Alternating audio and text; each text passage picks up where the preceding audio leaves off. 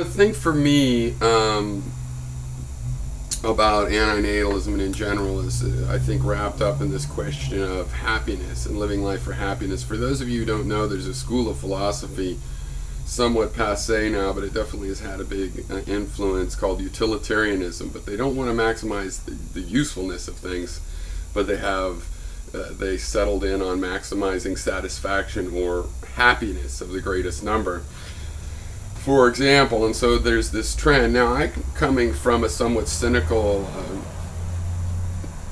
place, right? Such that as a child, I never really dug people that were happy all the time.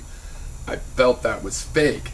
And I overcame this feeling over years, because I'm like, hey, these people with this naturally happy disposition, I don't want to, it's me and my cynicism. But then I would say I also found out I was right to begin with. I mean, the people that are happy all the time are, they're getting pent up. They tend to be passive aggressive. There's some people that are just kind of happy all the time, that do blow off steam, that are a kind of person that just won't take any shit. And you see these people, they seem happy all the time, but somebody gets on their wrong side, and it's like, and they're the closest you get to happy all the time, and that's not good, because they just send anybody that strikes a pet peeve totally away from them and isolate themselves so they could be happy, and they lose experiences and knowledge and interesting things pass them by because of that. But still, that's the better of the two happy all the time sort of modes. But most people happy all the time, they don't know how to blow off steam, and so they get pent up. That steam gets pent up, and they burn the steam in their internal combustion engines of bitterness and spite, and they don't even know it, because their self-image is of someone blissed out all the time.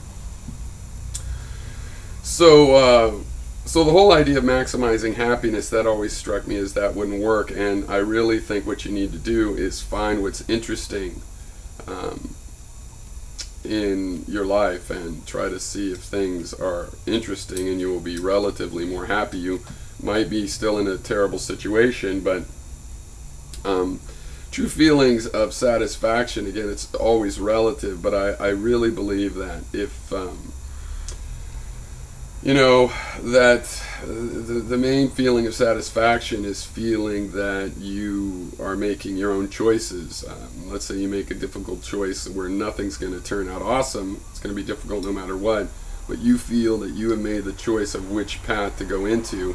That will increase your satisfaction. You might still not want to say, yes, I'm a happy person, because it was still a difficult road, but compared to not being able to make that choice, I think you will find you are more satisfied as a free agent, as an individual, with their own their own actions that they get to take responsibility for and enjoy in a positive way, or just in the way of being interested in the results and learning from it.